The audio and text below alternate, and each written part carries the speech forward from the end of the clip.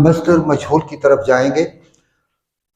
Fail मजहूल उसे कहते हैं कि वो फ़ेल जिसका फ़ाइल मालूम ना हो। यानी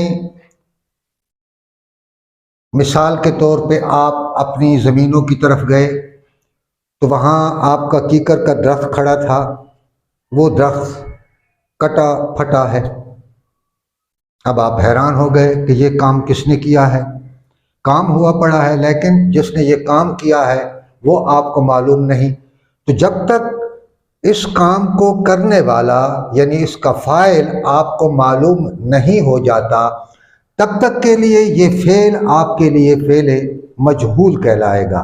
यानी वो फ़ेल जिसका फ़ाइल मालूम ना हो उसे फ़ेल मजहूल या मस्दर मजहूल कहते हैं। तारीफ लिख लीजिएगा। वो फ़ेल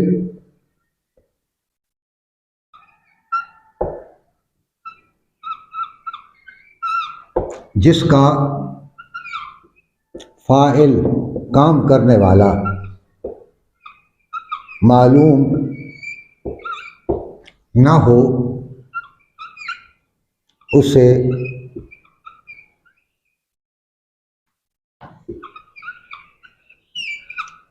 फ़ेल मजहूल या मस्दर मजहूल कहते हैं।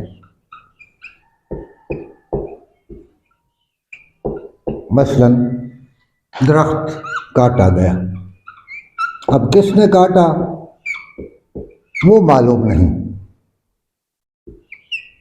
काटने वाले का पता नहीं।